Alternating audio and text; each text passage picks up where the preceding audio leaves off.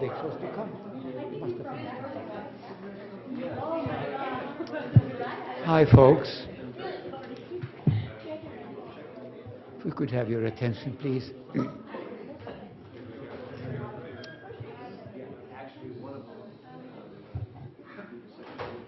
I'm John Rossi, and it gives me great pleasure to introduce our speaker this afternoon, Helen Tobon, who is originally from the Republic of Georgia. As you all know, it used to be part of the Soviet Union, where she received a nursing degree prior to her immigration to the US. She then completed pre-medical education at San Francisco State University. Then she graduated from Kigeze International School of Medicine in Great Britain, and currently is in her final year of residency with our department at South Campus. Her professional interests include general adult psychiatry with an integrative approach, and she hopes to practice this after her graduation.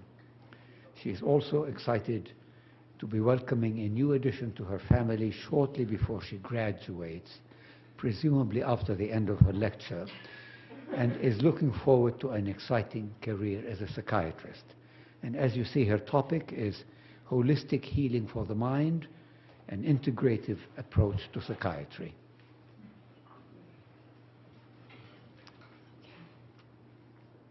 Well, thank you, Dr. Rassi, and thank you everybody for coming. Welcome.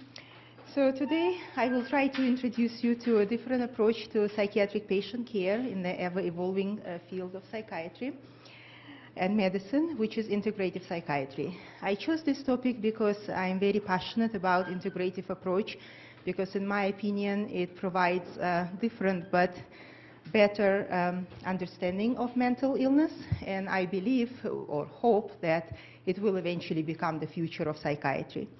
So I'm hoping that today's presentation will offer some conceptual framework for understanding the development of integrative psychiatry, and will also introduce several treatment innovations which can become a part of the integrative approach to mental illness.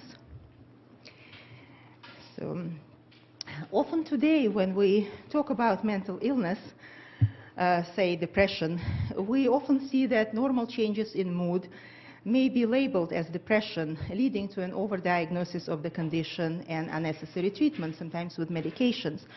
But even if the patient is truly depressed, the prescribed treatment is almost always limited to potent medication. And as a result, a complex, a multifaceted problem in that case is frequently treated with an oversimplified, expensive therapy that is often ineffective.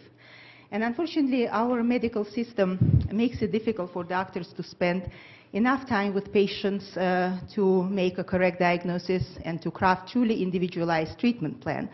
So also patients themselves often demand the drugs that they see advertised, and doctors frequently go along with that. But there is also another reason for this situation. Many physicians are not trained in other treatment options for depression or anxiety, though this can be safe, inexpensive, and highly effective. So even if both physician and patient favor an alternative to drugs, they often lack the knowledge to employ it. And that is not to say that drugs are unnecessary. In fact, they often play an important role in management of several mental disorders, but they should be viewed, in my opinion, only as a component of care when needed, and their usefulness should be evaluated regularly while also addressing other aspects of the patient's life, such as diet, exercise, stress, activity level, relationships, and other factors.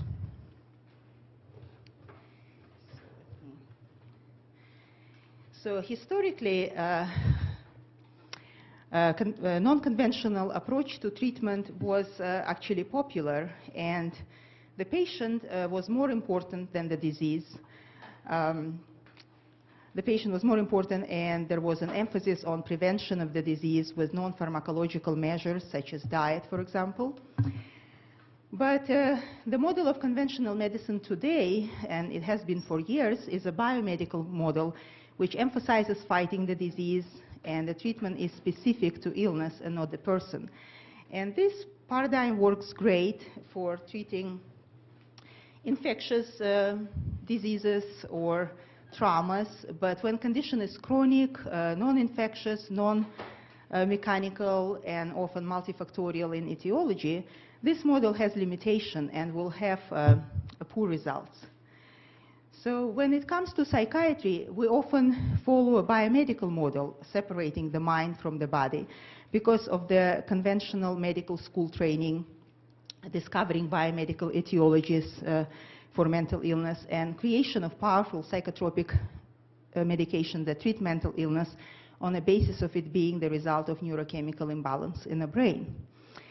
But we should also remember that René Descartes argued that the mind interacts with the body and promoted thinking that resulted in current mind-body dualism, which proposes that the mind controls the body, but the body can actually influence otherwise rational minds, such as when people act out of passion. And so there is a lot of connection between mind and body, and therefore that cannot be treated independently. So unfortunately, or maybe perhaps fortunately, when a lot of chronic medical conditions arise, and when people become dissatisfied with the biomedical approach because it doesn't address those conditions well, people begin to search for alternatives and increasingly begin to consider other therapies, including ones from other parts of the world. And this way, complementary and alternative therapies begin to emerge. So according to the NIH definition, these are the healthcare system, practices, and products that are not presently considered to be a part of conventional medicine. So again, they're subdivided into complementary and alternative. And complementary is not mainstream, but it's congruent with the dominant model, let's say herbal medicine, and used together with the conventional medicine. The alternative medicine is at odds with dominant model and is not mainstream, let's say acupuncture, and is used in place of conventional medicine. But integrative medicine is not synonymous with complementary and alternative medicine. It actually combines the mainstream medical therapies and COM therapies for which there is high quality scientific evidence of safety and effectiveness. And it is a healing-oriented medicine that takes account of the whole person, body, mind, and spirit, includes all aspects of life. It emphasizes the centrality of the doctor-patient relationship and focuses on least invasive, least toxic, and least costly methods to help facilitate health by integrating both allopathic and COM therapies. So integrative medicine is basically the best of both worlds. And it can promote ultimate health, which by the WHO definition that we saw earlier is a complete state of physical, mental, and social well-being, and not just merely the absence of the disease. So what is integrative psychiatry then? It actually refers to ongoing efforts to combine the best evidence-based conventional and best evidence-based COM therapies while emphasizing the primacy of the patient-physician relationship and the importance of patient participation in his or her mental health care and disease prevention. It takes into consideration all factors that influence mental health and uses natural, effective, and less invasive interventions whenever possible. And I think psychiatry is very uniquely situated to use the integrative approach.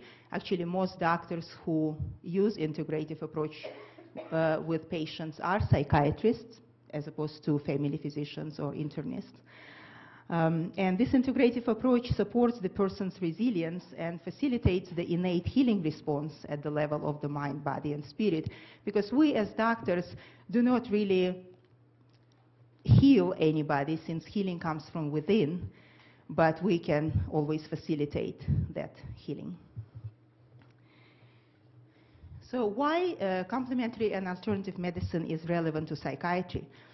Well, today, 72 million American people use at least one of those therapies for medical or psychiatric disorder, and people with any psychological or psychiatric disorder use it even more. So there is greater use among those people. And in one relatively recent study of outpatient population, showed that 60%, which is more than half, of severely depressed patients used complementary and alternative therapies while taking their regular prescriptions.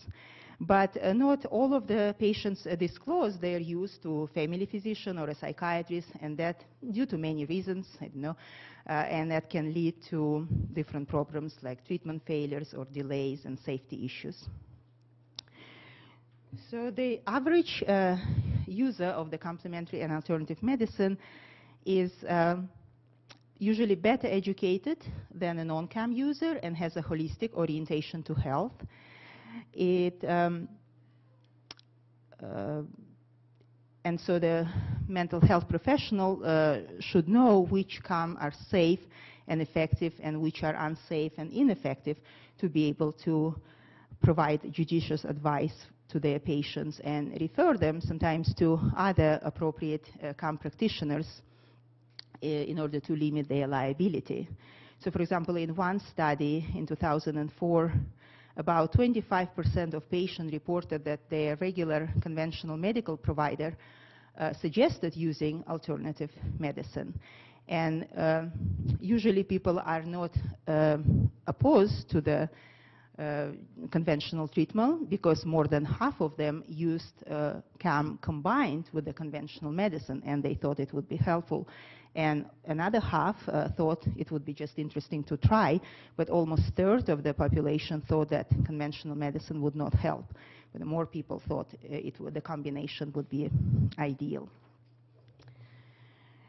So the complementary and alternative medicines can be broadly classified into the following categories.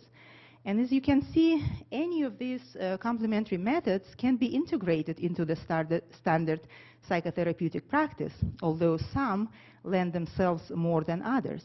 For example, hypnosis is used by psychiatrists for a variety of disorders, and dynamically oriented psychotherapists use hypnotherapy to enable patients to recover feelings or memories that are repressed and otherwise not available for analysis.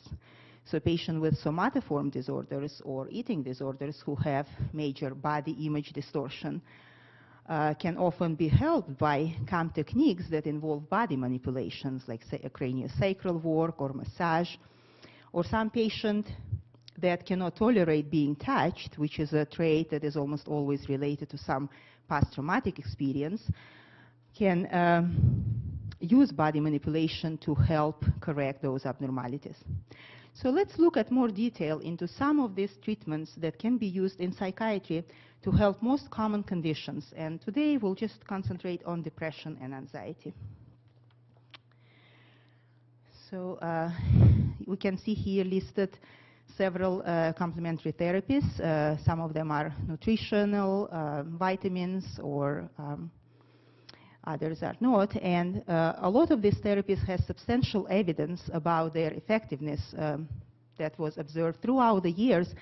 And the recent study that I reference here, in this study, the PubMed was searched from 1966 to 2010 for the results and references to identify clinical trials, meta-analysis, and reviews for specific CAM therapies in relation to major depressive disorder.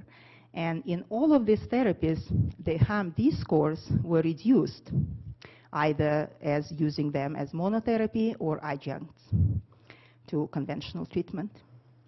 So let's look briefly at some of them. So St. John's wort we all heard about.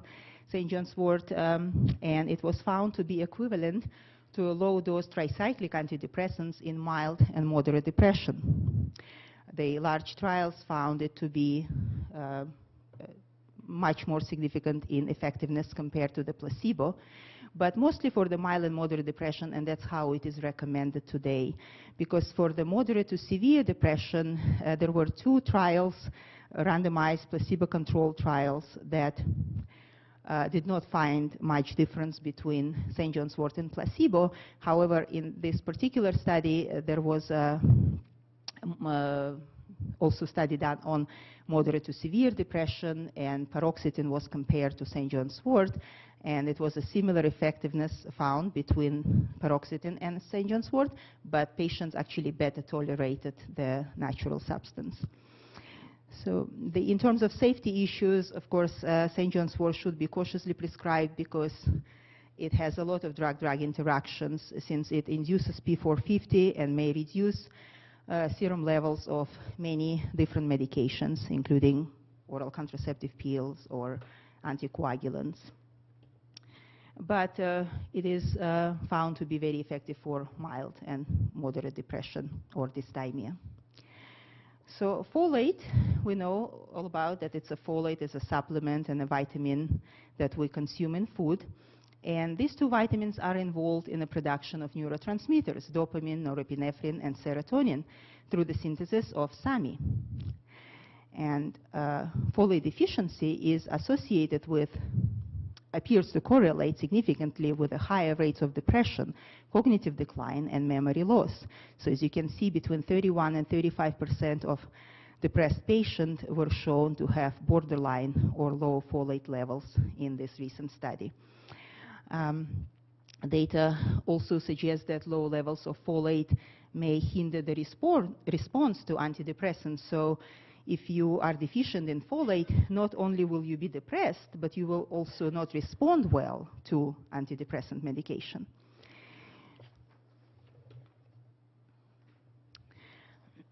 Significant reduction in symptom severity in non-folate deficient patients was also found when they supplemented with folate. And it makes sense then to supplement, because in this other study, the 2 randomized groups, one with fluoxetine and placebo, and the other one fluoxetine and folate, the one with folate improved more, and especially women in that group improved more than men. So supplementation becomes important in folate deficient patients, but can also help non-deficient patients who may be partial respondents or non-respondents to treatment. And in subgroup of population, those with alcoholism or elderly patient and patients with dementia, monotherapy also may benefit because it prevents the cognitive decline, and usually alcoholics are deficient in B12. So more studies are necessary to estimate the precise dose, but so far the research suggests that folate in 400 micrograms to 1 milligram a day is safe. So I also want to talk about this supplement or nutritional substance. Actually, it's a naturally occurring molecule which is present in all living cells, SAMe. And it is involved in the metabolism of dopamine, norepinephrine, and serotonin, and is a natural antidepressant. One of the best studied supplements, actually, that was shown to be effective for treatment of major depressive disorder in 16 open trials, 13 double-blind placebo-controlled trials, and 19 double-blind controlled studies in comparison to standard antidepressants, especially tricyclic antidepressants. So SAMe is more like a vitamin, so it's very low in side effects, and they're usually mild and may include some anticholinergic effects such as insomnia, constipation, nausea, dry mouth, or sweating. It doesn't cause any weight gain or sexual side effects. And it is an activating antidepressant. It's more like Wellbutrin, so it has to be cautiously prescribed in people with bipolar disorder because it can trigger mania or hypomania. With SAMe, actually, you can treat a wide range of depression from mild to severe.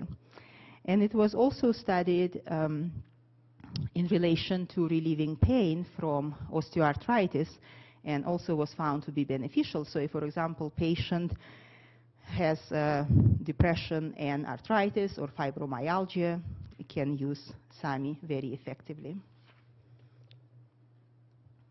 Okay. Essential fatty acid, omega-3, EPA, and DHA. So we all know the general health benefits of omega-3, especially cardiovascular benefits, such as decreasing the risk of thrombosis or arrhythmias, reducing inflammation, atherosclerosis. But there are also major determinants of membrane fluidity in synaptic membrane involving in a synthesis, binding, and uptake of neurotransmitters. And data suggests that deficiency of omega-3 fatty acid or substitution of omega-3 with omega-6 in the cell membrane is associated with unipolar or bipolar depression, possibly due to the loss of this membrane fluidity and consequently change in the neurotransmission. And worldwide, omega-3 fatty acid deficiency has been associated with depression. It has also been associated with the increased risk of suicide, as shown in a very small recent study of only 33 patients who were not on any medications, but 7 of them attempted suicide, and they were found to have low levels of omega-3 fatty acids. The studies did not show that efficiency, didn't show that as a monotherapy, the DHA or EPA would be effective, because they didn't show much benefit over placebo, even though it did show the benefits in the childhood population. So it makes more sense to use omega-3 as adjunctive treatment in unipolar or bipolar depression, not as a monotherapy. And this recent trial also showed, when people were randomized into 3 equal groups, one was just treated with EPA, which actually considered more critical than DHA for mood disorders. The other group was just treated with fluoxetine, and the third group was treated with EPA and fluoxetine. So the groups that were just with EPA and fluoxetine showed similar efficacy, but the one with fluoxetine and EPA showed to be superior to either of them alone.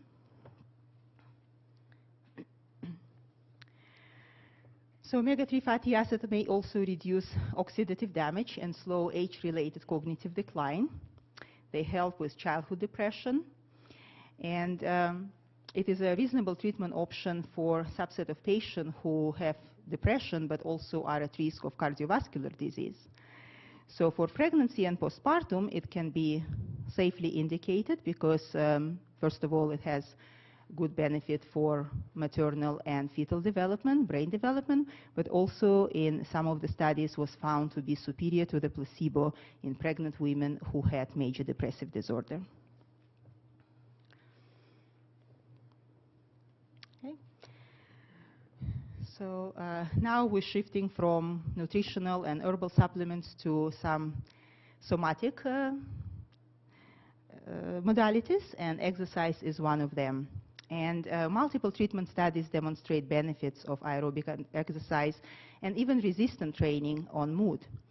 So it was actually found to be equal to 30 minutes of exercise a day was found to be equal to CBT and superior to several SSRIs.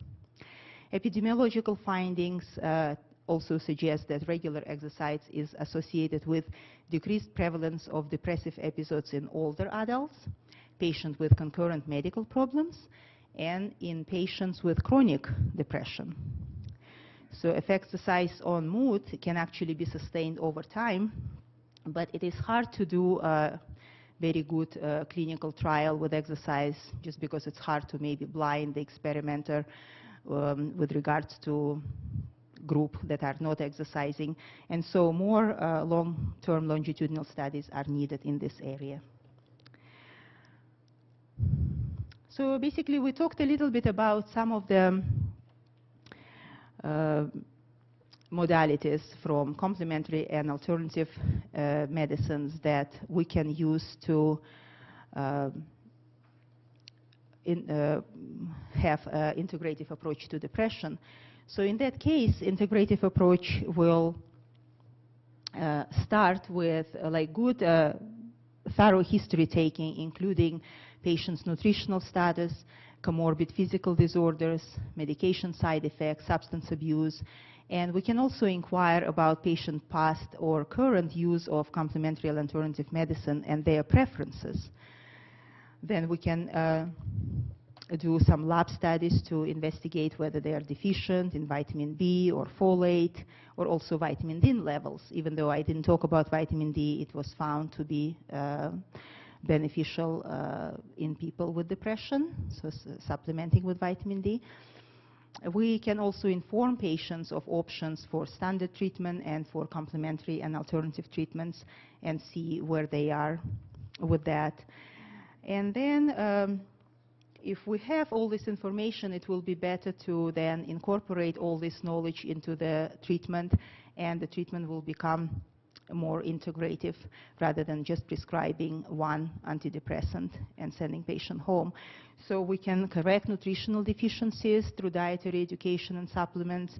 If the patient has incomplete response, if a patient is already on antidepressant and has a complete response but no side effects, then we can consider either increasing the dose, switching to a different antidepressant, or even augmenting with one of those complementary and alternative therapies. And for patients who failed numerous medications trials, we can actually start with complementary and alternative medicine. We can start trial, let's say, with SAMI, which is a natural antidepressant. And of course, we shouldn't forget about psychotherapy and other mind-body therapies. So integrative approach to depression then becomes summarized in this nutritional, somatic, and mind-body approach. So again, with nutritional, we can correct the deficiencies, introduce some of the supplementation with vitamins or SAMI, and use St. John's wort. And the somatic approach would be exercise, phototherapy, even though I didn't talk about the phototherapy, but light therapy is effective in some seasonal affective disorders. And also look in other aspects of patients' life, such as sleep, play, whether they are connected with nature and people, because that also helps a lot to improve mood, specifically depression. A mind-body approach, so psychotherapy or hypnosis. Okay. So anxiety. So on this slide, again, we see kind of an overview of some of the complementary or alternative treatments that are used for anxiety. And actually, this can be used not necessarily for patients who have the diagnosis of generalized anxiety disorder, but also for people who experience anxiety in different kind of social situations, like dental appointment or upcoming surgery, exams. And the most, I think, majority of people who use complementary and alternative therapies are patients who have some sort of anxiety, and it is a very prevalent disease, as we know. So for example, kava and L-theanine are substantiated by research for generalized anxiety, and in the recent systematic review that I cited here, the review was of specifically nutritional and herbal supplements. 24 studies, including a total of 2,619 participants, were analyzed. And of the randomized control trials reviewed, 71% showed a positive direction of evidence. So these herbal and nutritional preparations are very efficient, very effective in treatment of anxiety. And there are, of course, other modalities, such as meditation and mindfulness training, virtual reality graded exposure therapy, which is a rapidly evolving modality and will play a significant future role in the treatment of many anxiety symptoms, including those of social phobia, specific phobia, and panic attacks that are poorly responsive to conventional psychological and pharmacological approaches. Also, acupuncture is widely used for anxiety. Now, the modalities that you see on these slides, there are many of them, but there is very limited research findings and only anecdotal reports and inconsistent evidence that suggests that these treatments of anxiety very effective in some cases. And they are used by many complementary and alternative medicine practitioners. Most of the trials, of course, are mainly observational because, again, it's hard to do randomized placebo-controlled trials with these particular modalities. So just like we did with depression, we can take a look at some of those complementary and alternative treatments in the treatment of anxiety. So today, most evidence exists for this herbal remedy, which is a traditional social and ceremonial drinks in the Pacific Islands. And it interferes with the norepinephrine reuptake and binds to GABA and MDA receptors, both of which modulate anxiety. So Cochrane's systematic review of 11 controlled double-blind studies, including 600 patients, concluded that kava was superior to placebo for the short-term management of generalized anxiety.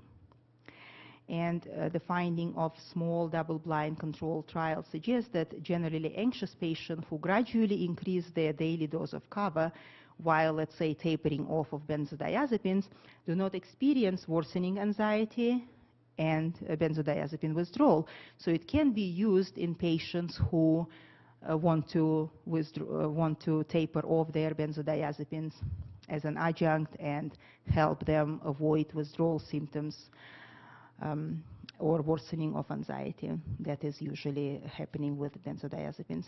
And unlike benzodiazepines, patients who take kava do not experience mental slowing or impaired cognitive functioning. When kava is used at recommended dosages, which is between 60 and 300 milligrams a day, patients do not experience these symptoms here, like I said. Okay. And kava is generally well tolerated, but it may have uncommon adverse effects such as GI upset, rash, headaches, and dizziness. It does cross-react with benzodiazepine, and it may increase sedation if it's taken concurrently. But like I said, if we increase the dose gradually, starting slowly, and taper off the benzodiazepine, that should not occur. The kava doesn't potentiate the effects of alcohol consumption in humans, but there were some cases of hepatitis and liver failure that were identified, and because of that, kava was, I think, taken from the market in Europe and other countries, and here in America it has a FDA warning. However, independent experts have concluded that most reported cases of liver failure were associated with a processing mistake that resulted in the toxic levels of alkaloids in a single batch of kava. Because, for example, people in Pacific Islands, they use kava regularly in high dosages, and they've never seen a liver failure or hepatitis in those countries. But nevertheless, it is judicious probably to advise patients against taking kava if they have a problem with alcohol abuse or pre-existing liver disease, just to be on the safe side.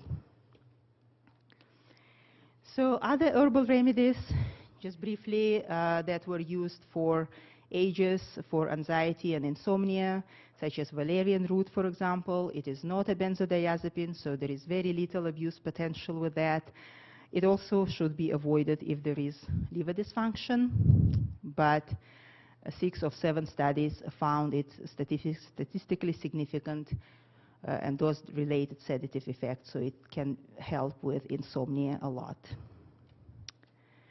Another herbal supplement, which is rhodiola rosea. There were many classified Russian studies during the Cold War that show that it can enhance cognitive performance under stress, and it also reduces mental fatigue, improves overall well-being, but it has to be used cautiously with bipolar patients or patients who had myocardial infarction. Okay, another nutritional supplement now, moving away from herbal, that's the L-theanine, which is found in your green tea. And a purified L-theanine extracted from green tea is widely used to treat anxiety symptoms and depressed mood in China, Japan, and other Asian countries. The calming effect of L-theanine are said to compensate for the stimulating effect of caffeine in green tea. And the anti-anxiety effects are achieved through enhanced alpha brain wave activity and decreased synthesis of GABA, resulting in general feeling of calm and well-being. So calming effects usually are noticed within 30 to 40 minutes after ingestion of between 50 to 200 milligrams, which is about 3 to 4 cups of green tea, and typically last 8 to 8 hours. Moderate anxiety often improves with 200 milligrams once or twice a day, but it can also be used for severe anxiety and, of course, will require higher doses, up to 600 or 800 milligrams daily, but, of course, it will be taken in little increments of 10 to 200 milligrams spaced over the course of the day. And unlike benzodiazepines, L-theanine doesn't result in increased drowsiness, slowed reflexes, or impaired concentration. And there is no risk of developing tolerance or dependence, and there have been no reports of serious adverse side effects or interactions with other natural products or conventional synthetic drugs. Okay. So we talked about nutritional supplements, herbal medicine, and now moving to somatic or mind-body exercises.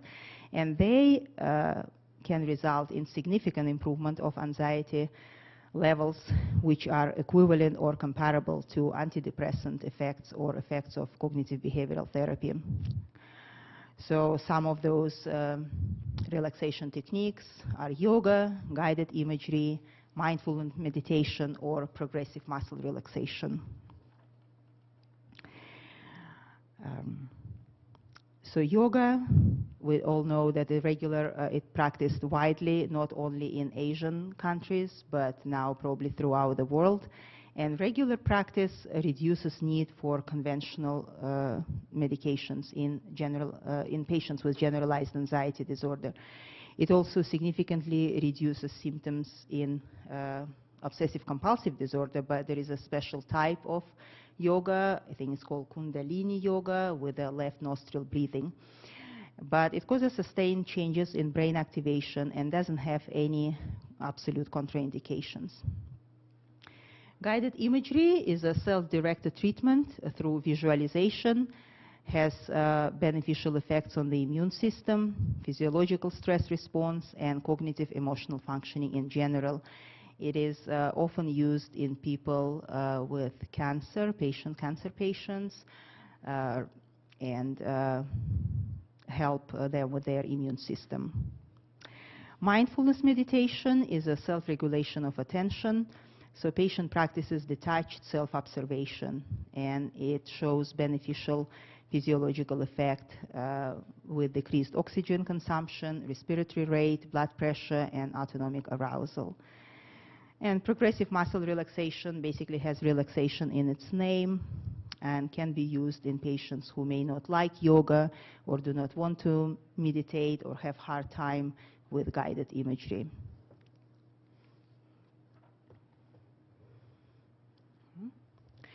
So I mentioned virtual reality graded exposure therapy before, and it is a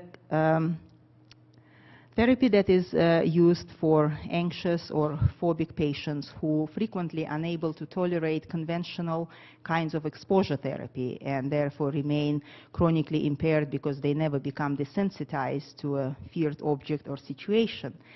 And virtual reality graded exposure therapy is more effective than conventional exposure therapy and is better tolerated by these people.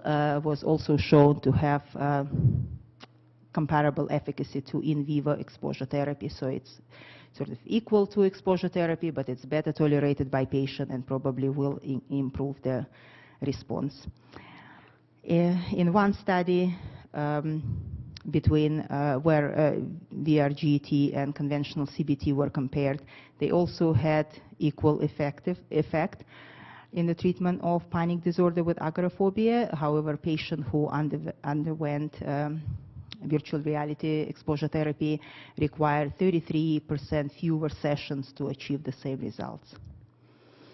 It's an effective therapy for many anxiety symptoms, including specific phobias, generalized anxiety, panic disorder with agoraphobia, and post-traumatic stress disorder.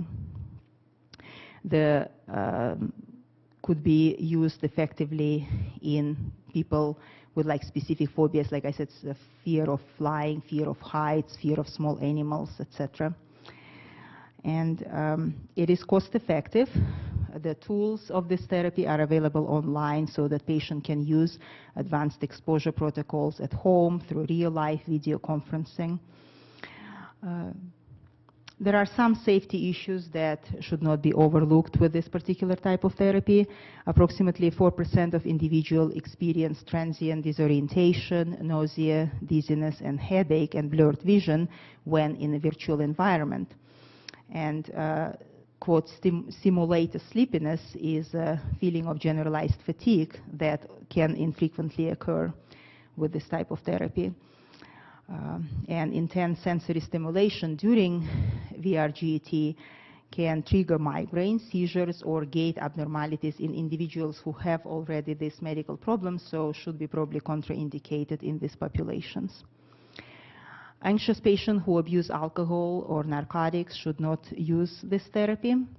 And of course, psychotic patients should not use the therapy because of the immersion in the virtual environment can exacerbate delusions and potentially worsen their reality testing.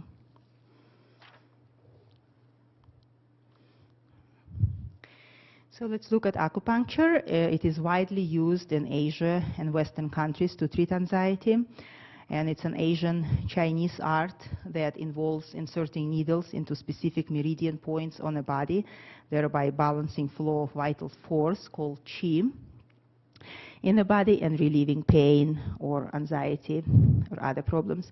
And studies outside China regarding use of acupuncture for psychiatric conditions are very limited and mostly reflect clinical observation rather than rigorous controlled clinical approach. And a lack of ideal placebo has been one major limiting factor. But small but significant risk of pneumothorax can be minimized by using sterile needles and using or having it be done by a clinician with a good grasp of anatomy. It can have rare side effects such as bruising, fatigue, and nausea, but overall has been found to have very good anti-anxiolytic effect.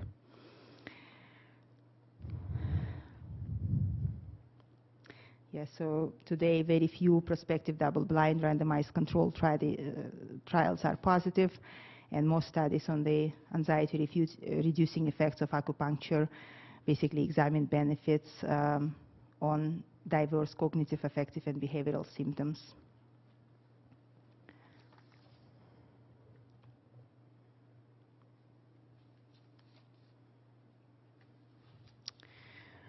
Well, this is a different modality, which is energy therapy, and one example is Reiki.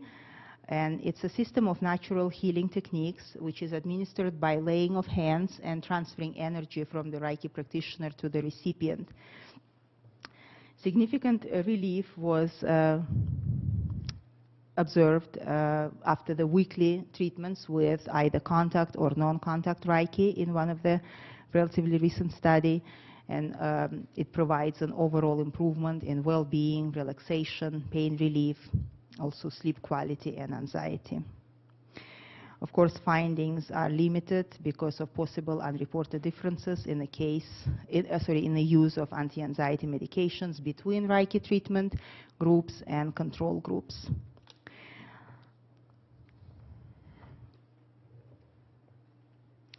So other non-conventional treatments of anxiety, as you can see from this slide, can include dietary modifications or use of amino acid, also exercise 20 to 30 minutes a day, massage, and music therapy.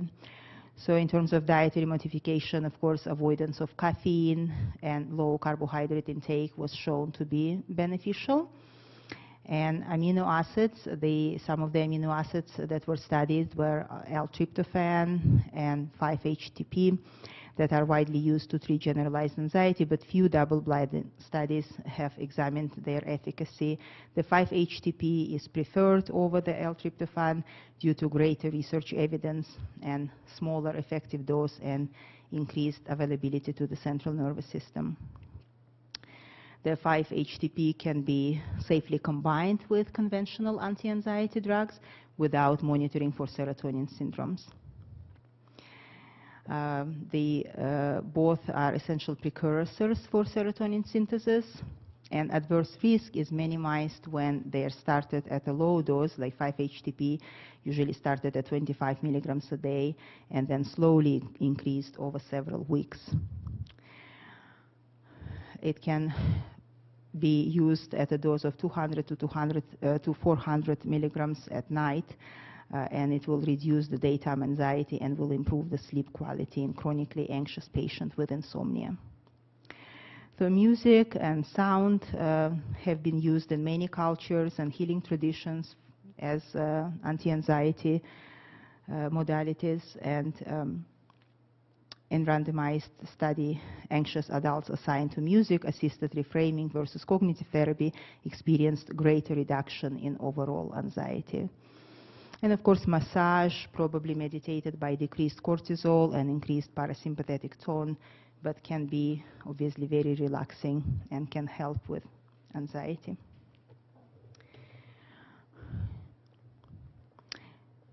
So I think I obviously didn't talk about all the possible complementary and alternative medicine that could be incorporated into the treatment of patients with anxiety and depression, but I wanted to give you at least an overview of some to show that they all can be beneficial, and they all are probably very inexpensive and very safe. And that goes for many CAM treatments. They are low-risk interventions which may benefit and will not harm. And I think combining different kinds of modalities, which would be conventional or CAM, is often safer than combining two pharmacological treatments. And all effective modalities in that case should be considered. And approach should be selected based on evidence and relevance to patient need if we want to incorporate it and have an integrative approach to the treatment. And of course, patient must be motivated, patient must have their preference, and sometimes cost often determines a realistic plan. So in the paradigm of the integrative medicine, I think mind-body interactions are regarded as central to the healing process. And integrative psychiatrists have many more options to offer patients than their conventional colleagues. And as alternative to drugs or as adjuncts, they can recommend all these modalities that I discussed today and can probably bring art back into psychiatry. We know that medicine is a combination of art and science, and psychiatry probably best practiced by incorporating art. I'm sure consumer demands for such psychiatrists are on the rise, but few such psychiatrists are available. So if we want to use the integrative approach in treatment of our patients, we should probably educate ourselves as professionals, either through the books. For example, these books by James Lake, who is an integrative psychiatrist at Stanford, that summarize evidence-based integrative interventions. They may be unknown to many psychiatrists. Or we can use other resources, such as online resources. And here in Arizona, there is a Center for Integrative Medicine that also has fellowship, integrative medicine fellowship, that people can do to improve their knowledge. And we can also remember the old Latin quotation that says that the sound mind resides in a healthy body. And maybe it will help. Thank you.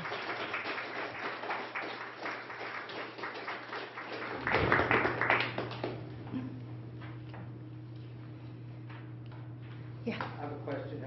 That virtual reality graded exposure therapy, so you said there are online resources. Do you just Google VRGET and look at your thing? Yeah, I think so. I don't have a specific link, unfortunately, but I can look it up. But yeah, I'm sure if you Google it, it will come up as, no? Have you tried? I just did. Oh, you did? You Didn't see didn't? anything. Oh, okay. Well, I can try to look into it and maybe email you later if I find it.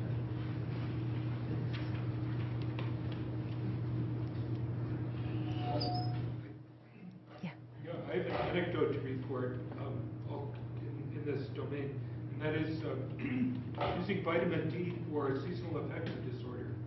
It's been very effective for me and for several friends, but high dose. Okay. Yeah, I think most of these supplements or nutritional or herbal medicine, they can be used in high doses without any harmful effects. So that's the beauty of it, because they're natural and they usually don't interfere with either medications. But of course, we need to educate ourselves in order to have good knowledge, because sometimes there is an interaction between two different herbal medicines or herbal and nutritional supplements. And if we do not feel comfortable, let's say, prescribing that to patients, we should always remember that there are a lot of therapists, the complementary and alternative therapists like homeopath or other therapists who have done extensive training on these modalities, and we can always refer patients to them, or for other like acupuncture and massage, and of course just like we do with other things. Yeah. Getting back to the virtual reality graded exposure for phobias in particular, I thought that you were saying that they've been shown to be more efficacious than some of the other forms of treatment, but that's just, I haven't read that. So I've read, they've done a lot of studies compared to placebo, and of course they outperform placebo, and they're starting to have a couple compared to in vivo, and maybe they're making similar improvements, so indistinguishable statistically. And then even in the compared to placebo trial, the effect size is similar, but I haven't seen any showing they're better. I know that patients prefer them. They think they're maybe more readily agreed to, but I don't know about follow-up with like live stimuli. So I was wondering, I didn't see the references. I was wondering if you could maybe send me some of those, or do you know some offhand? Sure. No, I think I didn't. Yeah, I forgot now, but I didn't include them here, but I can look into that.